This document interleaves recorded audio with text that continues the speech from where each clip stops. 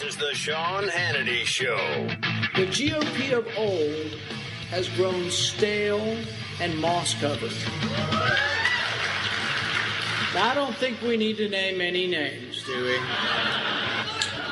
Our party is encumbered by an inconsistent approach to freedom.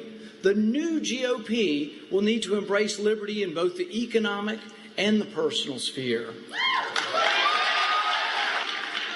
If we're going to have a Republican Party that can win, liberty needs to be the backbone of the GOP. We must have a message that is broad, our vision must be broad, and that vision must be based on freedom. There are millions of Americans, young and old, native and immigrant, black, white, and brown, who simply seek to live free, to practice their religion, free to choose where their kids go to school, free to choose their own health care, free to keep the fruits of their labor, free to live without government constantly being on their back. I will stand for them. I will stand for you. I will stand for our prosperity and our freedom. And I ask everyone who values liberty to stand with me. All right, there was Rand Paul at CPAC this weekend, and Senator Rand Paul from Kentucky joins us right here. I got to tell you something, Senator. That is extraordinarily refreshing to me, because that's everything I believe summed up extraordinarily well, starting with stale, moss-covered GOP that has kind of lost its way far too often for my liking. Well, you know, in this age of Facebook and social media, you need excitement among the youth. You need that excitement to be multiplied on the Internet. And that's what President Obama had, and we sort of have not been able to capture. And so really, that's what the new Republican Party needs to be. It needs to capture excitement and the grand vision for kids. Now, I don't know where maybe I asked you last night how you describe yourself. Are you a libertarian conservative? And you said, no, I'm a constitutional conservative, which I'm fine with. I view myself as one. I just want to, for example, sort out. We have a claim of chemical weapons flying in Syria. And a lot of this has to do with foreign policy, America's involvement abroad, et cetera. You and I agree the Muslim Brotherhood should be defunded. I was very happy with your efforts to do so. I'm really mad that fellow senators, Republican senators, didn't go along. But what do you do when Syria is unleashing chemical weapons? What do you do when China is hacking into our Internet and stealing our secrets? What do you do when Russia is flying over our airspace with nuclear weapons? This president has done nothing. What would a President Rand Paul do? I think particularly with espionage, we respond all the time, day to day, every day. We're responding to threats to our software, to our defense systems, to our private systems as well. And, you know, coordinating government and private does occur and should occur, where the government warns of different viruses attacking government computers and also helps private industry to defend against that as well. So I think there is coordination with that. With regard to things like Syria, every individual event has to be looked at the facts on its values. I don't think you can say, well, we always respond here and we always don't respond here. I think you have to look at the facts and make a decision, and then ultimately you have to really have Congress vote on whether you go to war or not.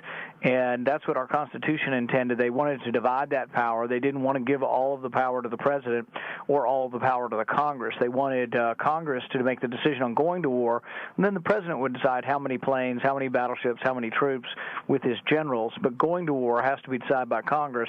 That's what we've gotten away from. Yeah, no, I totally agree with that, too. And I think we saw that with the president in Libya. I mean, President Bush did get the authorization for the use of force. There's nothing in the Constitution that says you must, quote, use the words declare war. An authorization of force is exactly what I think the Constitution calls for. You agree with that?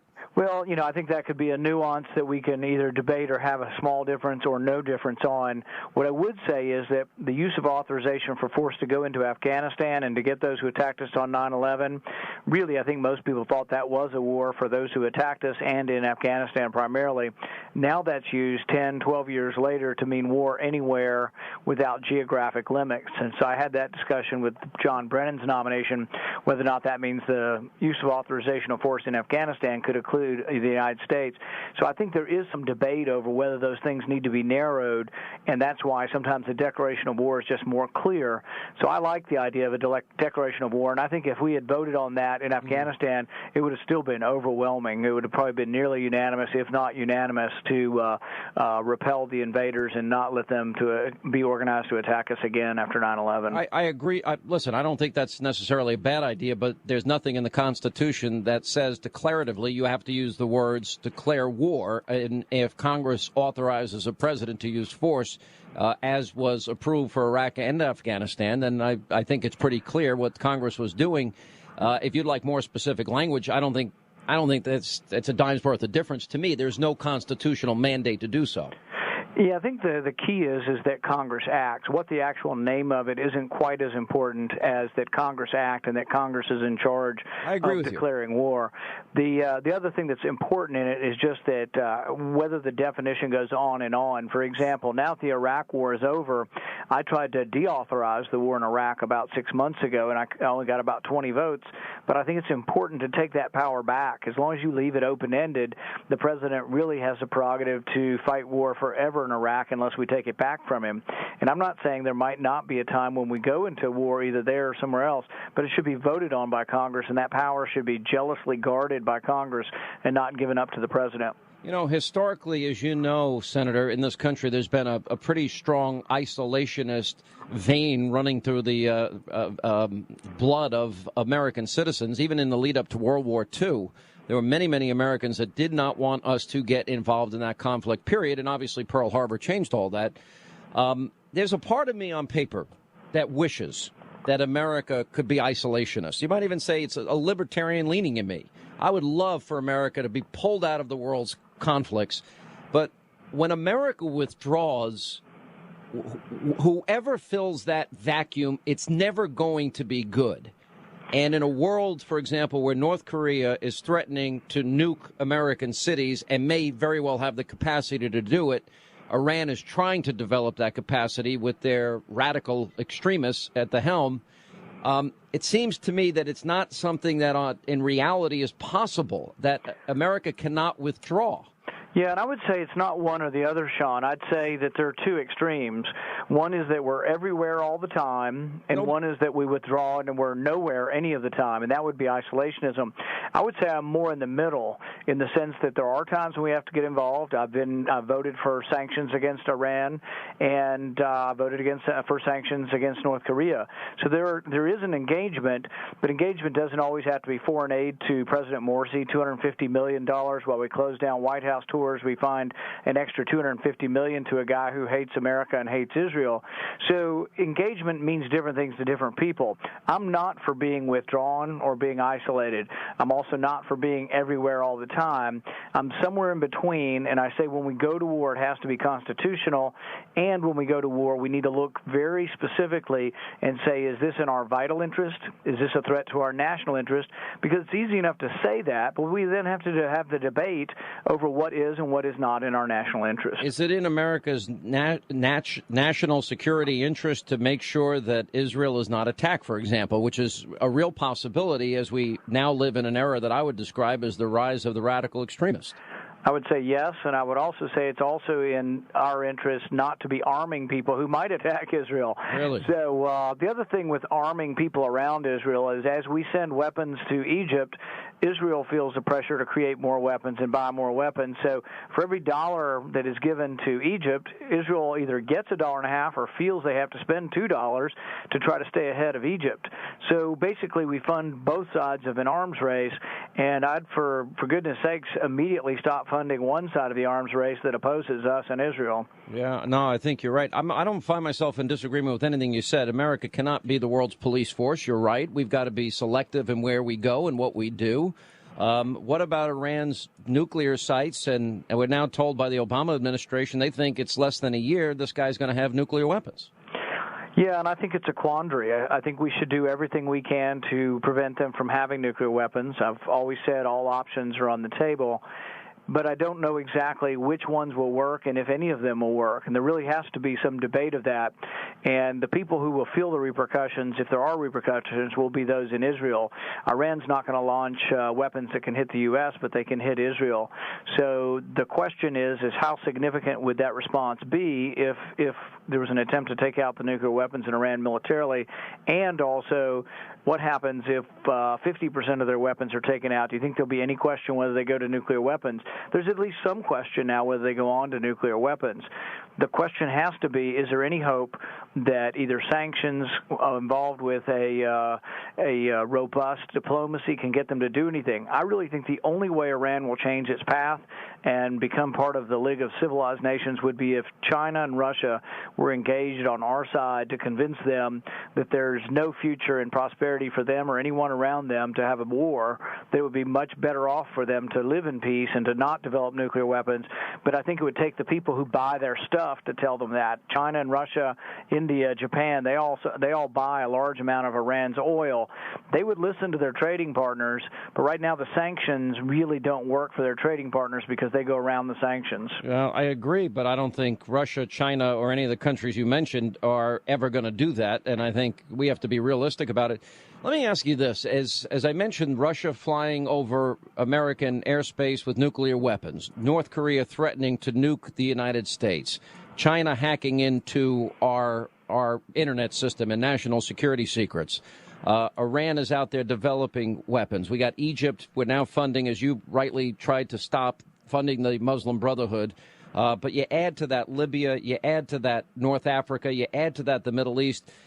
The president does nothing, and I'm getting the sense that the world has figured Obama out, and that is that they don't fear him at all. They don't think he'll do anything. Well, see, contrast that with Reagan's foreign policy and Reagan's military strategy. Reagan spent a lot of money on the military. He had a robust defense, but he also then was able to negotiate from a position of strength. And what this administration and frankly, some Republicans do as well, is they think you can negotiate from a position of weakness. So they say, like with foreign aid, oh, well, we're never going to cut off your foreign aid, but please release Dr. Afridi in Pakistan. But, oh, no, we won't cut off your money. Well, position of strength would be we stop their money until he's let go. I'll bet you about a month after their checks dried up, Dr. Afridi would be gone, if not sooner. He'd be let free. Same way in Egypt. If we want them to publicly affirm the Camp David Accord, which I have an amendment on the floor, which they didn't let me vote on, which says no more aid unless Egypt publicly, President Morsi, in English and in Arabic, says that he will support the Camp David Accords, he won't get any more money. But that's a position of strength, whereas our people will say, oh, well, the administration should issue a report at some later date to say that they're, abiding by the treaty instead of making them actually do what they need to do, and that's publicly state that they will support the peace treaty. Let me go back to this and tie this all together because I'm really interested to hear your thoughts on foreign policy because I think it's important. But you talked about a stale Republican leadership. I see this changing with people like yourself and Ted Cruz and Marco and Mike Lee and some young gun congressmen. They even put forward a plan, the Republican Study Group. They want to balance the budget, not in 10 years, which, by the way, is a lot better than 28 years, but in 4 years. Do you think there's a change going on or maybe a struggle going on in the Republican Party? I think there's always a struggle, and I also think that the people are always about a decade in advance of their representatives. So when I go out... That's pretty pathetic, by the way. That's really sad. Even when I ran in 2010, I went around the state in every audience and said, look, I can't bring you any money. We're out of it. I can't promise you that I'm bringing a new government building, a big shiny building to be built in Louisville or Lexington. We just don't have the money to do it. What I'm going to promise you is that I will work hard that we don't burden the next generation with a debt that we won't be able to recover from, that I'll try to leave more money in the hands of Kentucky. And some would say that's controversial, but I think that found an audience, both Republican and Democrat, who said, well, gosh, here for the first time we don't have a politician offering us something for free. And so I think people are ready to hear that, and people are ready to face our problems. People realize Social Security and Medicare are horribly bankrupt and have to be reformed, but your leaders up here are still very timid. All right, before I get to the question of your speech before the Hispanic Chamber of Commerce, let me ask you then, do you think that the Republican Party is moving more towards a libertarian leaning or For example, we have social conservatives, we have libertarian conservatives. It's a coalition that has resulted, for example, in Reagan's victory in 1980 and 1984. Yeah, I think so. I think, I see people say, oh, I'm destroying the three-legged stool. I still agree with all three legs of the stool. I agree with Reagan's foreign policy. I'm a big fan of Reagan. And then you have people up here who say, oh, no, I'm a fan of Reagan. You're not a fan of Reagan. I am. And so you have that quibbling because everybody loved Reagan and they make him out to be something for their own purposes. But, yes, there's a robust debate. It doesn't mean we're divided in the party. But like on foreign aid to Egypt, about 20 members of our caucus will vote to have restrictions on foreign aid to Egypt and are worried about Morsi, and the other 25 members of our caucus say, you know what, they'll only be our friends and they'll only abide by the peace treaty if we pay them to abide by the treaty. So that's an old way of thinking, I think, but the American public, if I go out Cincinnati, South Carolina, Iowa, wherever I am, I tell them, look, we shouldn't send one more penny to people who are burning our flag and chanting death to America and death to Israel. I get a standing ovation. You know what? And you should, because it's the right message at the right time.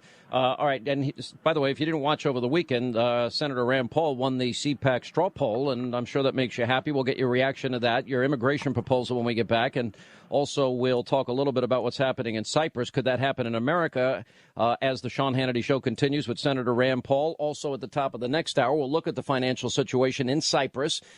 Stuart Varney, Juan Williams, much more. Straight ahead. Bringing you the people. You damn right. Back to the Sean Hannity Show. All right, thank you, Scott Shannon. Rolling along, Sean Hannity Show. Toll free, it's 800-941-SEAN. You want to be a part of the program. Senator Rand Paul has been gracious enough to stick around with us. Well, congratulations on CPAC this weekend, winning the straw poll. You came in first, Rubio a close second. I'll actually go out on a limb here and predict one of you guys, maybe both. And I'll add to that, put Ted Cruz in the mix here. I think one of you guys is going to be a president of the United States, maybe more than one. Well, it's a long time between now and then, but That's true, I'm just happy to be part of, I think, making the Republican Party bigger, stronger, and really addressing issues that I think appeal across a wide spectrum to independents and people who just haven't been part of the Republican Party. When I was at the Hispanic Chamber of Commerce today, a guy came up to me and says, I've always been a Republican, I'm a recovering Republican, and after your speech today, I'm thinking about coming back. So that's what's going on. But do you remember Reagan's speech to CPAC? And it's quoted often, but I don't think people realize the profound similarity of times. It was after a brutal election loss, and people were clamoring for a third party. And Reagan rhetorically asked the question, is it a third party we need? He said, no, it's a revitalized second party with no pale pastels, but bold colored differences with the Democrats. And then he went on in the rest of that speech to describe where the Republicans need to be different, and he went on to describe a very conservative agenda. Yeah, you're exactly right. Paint in bold colors. I read something from an author the other day, and he said, paint like a man coming over a hill singing, sort of the exuberance and happiness of a man, sort of like from The Sound of Music, coming over the hill singing. We need that kind of enthusiasm. It's sort of the energy you get from CPAC is, 2,000 kids between the ages of 20 and 30 standing on their feet, singing out and wanting some individual liberty and wanting a smaller government and wanting more freedom. Well, I think this then leads us to the next big question here about immigration. You actually told a pretty interesting story growing up, and you grew up with many Hispanics in the neighborhood. You told the story about a guy and making $3, and you said an hour, no, a day. Tell that story. Well, when I was a kid, I did a lot of odd jobs. We worked in the hot sun, putting roofs on houses, mowing grass, putting in landscaping, and a lot of times we would be working alongside immigrant workers and probably undocumented. But you're right. You would ask them how much they're making, and they would say, we thought $3 an hour was pretty good, and they said, no, $3 a day. So they would live together, sometimes 15 and 20 people in a small house or a small room without air conditioning and make very little money. But the amazing thing to me was not how little they made, but that they valued that more than living in Mexico. So it means that they were really coming here for something they believed to be better. They were hardworking people. And I think our immigration reform and our appeal, if we want people's vote, we have to ask for it. I'm not embarrassed to say say that I'm asking Latinos and Hispanics to vote Republican. That's part of what I do. I'm running for office. Is I'm asking them to consider us, but they will only consider us if they think that there's, some of them think we just don't like brown people, or that we have some kind of animus against immigrants.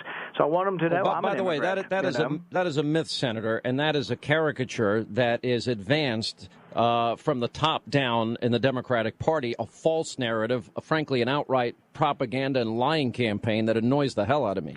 But it only changes if we show up, and I used to think it was corny when people would tell me this, you have to ask people for their vote. You have to say, and you have to believe, and they have to believe that you care about their problems and that you are asking them for their vote.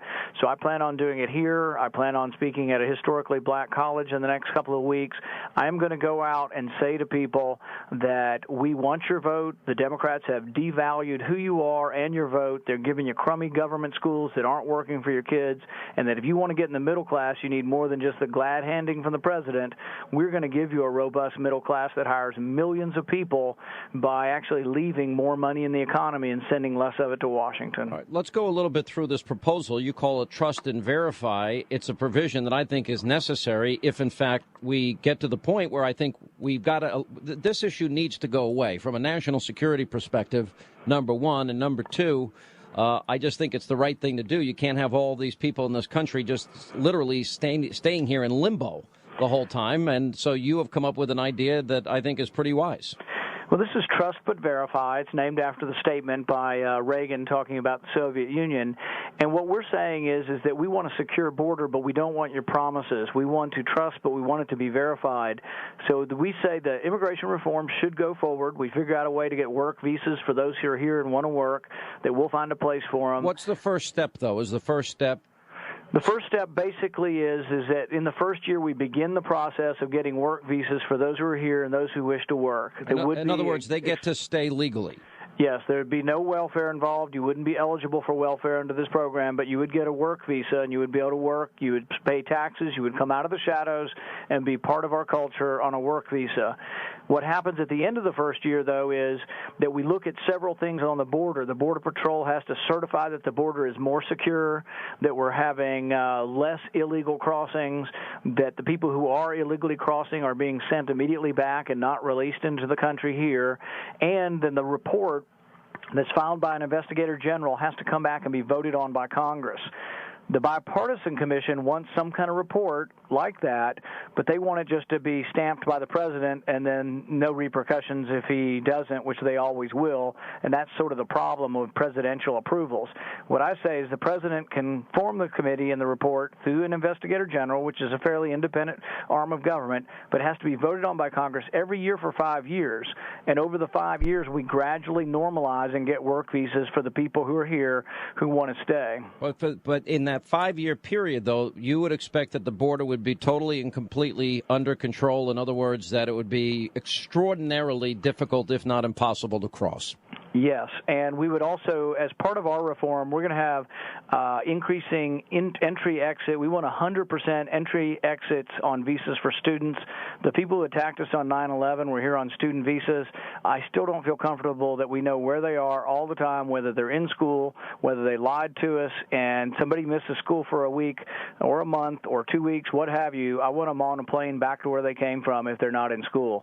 So I want to know where those students are. It's going to take a program that's going to have to be beefed up from what we have. I don't think we have we say we're doing it, but my office is investigating now whether or not they know where every student is on a weekly basis, and particularly from some countries that have been, showing aggressive nature towards us. I think there's about 10 countries that have a significant radical Islamic segment of their population. They need extra scrutiny, and we need to know exactly where their students are and that they haven't come here to harm us. I think that's a well-thought-out plan. Now, what happens to the people that have entered this country illegally over a period of time? For example, Marco Rubio's would be a path to a green card, which would then be a path to citizenship. Governor Jeb Bush makes it just a path to a green card. There's no chance of citizenship. You know what I would do, and this is so confusing to so many people, apparently everybody has a pathway to citizenship. So when we start talking about that, everybody goes, oh, is this a new pathway to citizenship? What I would do is you get a work visa. That's not a pathway to anything. Just it normalizes normalizes you and you get to work. But you can get in the line for citizenship, but you're allowed to get in that line now. Unfortunately, it's a very long line, but you'd get in it the same way somebody in Mexico City gets in it. So if you live in Mexico City and you want to come to America and be a citizen, you sign up and get in a line. That's the normal process. The only thing I would do differently is I wouldn't make you go back to Mexico City. If you've been living here for 10 years and you've got kids and a job and you got a work visa, I would let you stay here and you get in the normal line. You don't get at the front of the line. You just get in the line like anybody else who wants to come.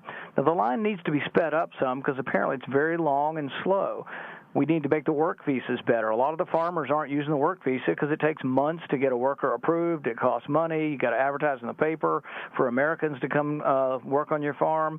And so we need to expand the work visas, and we need to get the Democrats to agree to that. Republicans have been for more work visas for a long time, but the Democrats, beholden to organized labor, have not wanted to allow work visas to expand. With this, then, would you be able to say with certainty how would the border be secured? Would it be a fence along the entire border, which some say is impractical, or would it be a combination of a fence, virtual fence, with beefed up security, cameras, infrared, motion detectors, everything like that? It'd be a combination of a lot of things. You would have, you could even have satellite imagery. You can have drones. I know I've fought against the drones, but for border security, you can use drones for surveillance. That's protecting our country. And I think you can also use virtual fences. In big cities, you may use real fences, and they say they have worked in some of the big cities. So there's all kinds of different ways. The other thing you can do is, and this has come from an immigration judge who's helping us with this, you need to empower those judges to have authority over the immigration, the ICE, so you can enforce their judgments. When you stop someone from illegally crossing, you should not then release them and tell them to come back a month later for their court date. If you're caught in the act of crossing, you need to be held until you're sent back. And so we need to have 100% removal of people who are breaking the law. But the other side of this is we'll have more legal immigration. Most of the illegals in our country came in here to work, and they couldn't get work visas, or they weren't available, and then they just stayed, or they overstayed their visas. So you have to have a more robust work visa problem, or 10 years from now, you'll have 11 more million people who are here illegally, and I'm unwilling to do this. I want to fix it now, and I'll only vote for it if it has border security and it actually fixes the problem. I wouldn't support it unless it has those things, but if it does, I would be on board. I would support it, and I think any combination thereof. But I think the border security and securing the border first, verifying it and trust and verify your provision is key to making that happen and getting any conservatives on board. Let me ask you, you watching what's happening in Cyprus and with the potential confiscation of people's bank accounts because the euro is going to bail out their banks? Yeah, it's disturbing, and my staff and I have been talking about putting an amendment on the budget to say no money to the IMF if they're giving money to Cyprus, who is confiscating personal wealth, and that's not something we should be either supporting directly or indirectly.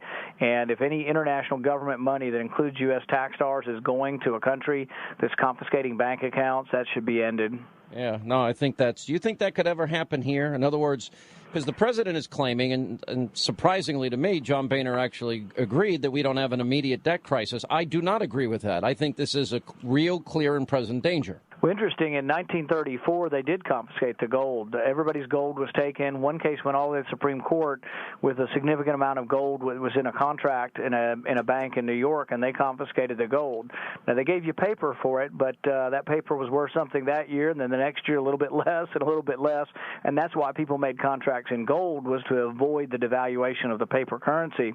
But they confiscated all the privately held gold in 1934. I think if they tried something like that again, I think it's sort of like our guns. We're a bit on the annoyed side, and we're not liable to give up our guns or our gold again. Well, Dianne Feinstein apparently lost out on our assault weapons ban push earlier today, which I think is key. All right, one last question as we move forward, and that's the future of the Republican Party and all these issues that you're talking about, culminating with the repeal of Obamacare. Now, I know everybody in the Senate, Ted Cruz is pushing to defund it there. You don't have enough votes. In the House, it's in Paul Ryan's bill, but to me, this is now going to take them going at a continuing resolution or a debt ceiling vote and they've got to be willing to shut down the government and deal with Obama demagoguing it as the only real power that they have. I think the only way that Obamacare is going to fail, we lost in Congress, we lost at the court, we lost in the presidential election. The only way Obamacare is overturned in any significant way is when it begins to bankrupt the state governments. A lot of this cost is going to be borne by the federal government, which just prints up the money. We don't really have any money, but we print up money for it. But after a year or two, the states will have to pay for Medicaid, and when you double the amount of people on Medicaid in a state, it will bankrupt state governments. It's going to bankrupt local and rural hospitals. There are going to be repercussions that no one can even imagine at this point, but they're going to be bad. And that'll be our next stab at Obamacare. And 2014, we may have some votes here in Congress, but the president's not going to sign any legislation, and we're not going to be able to, unfortunately, get anything. I did vote for repeal of Obamacare, but we're not going to get it out of the Senate. Well, I agree, unless we get a new Senate. You would abolish the Department of Education. Last point. Yeah, it was Ronald Reagan's idea when he ran. He ran on it in 1980, and it was part of our platform for 20 years. Education's a state and local. I am for public education. I went to public schools. I have members of my family are public school teachers. So I am not against public education. I just think it should be funded at the state and local level. We tried through No Child Left Behind to have more federal control. And one interesting thing, and this is an area where I plan on reaching out nationally, is I think teachers, even many members of the teachers union, are open to the fact that federal control of schools has not been good for teachers. Most of them don't like No Child Left Behind. And I think I can appeal to people by saying, look, nobody in Washington knows whether you're a good teacher or not. Your principal, your school board, your local parents can figure that out, and it's difficult even at that point. But nobody in Washington has any idea whether you're a good teacher or not. We should send it back to the states and the people. All right, Senator Rand Paul, one of the voices of reason that has emerged in the new Republican Party. Thank you for being with us. We really appreciate it. Thank you, Sean. All right, toll free. It's 800-941-SEAN if you want to be a part of the program. All right, spring is here.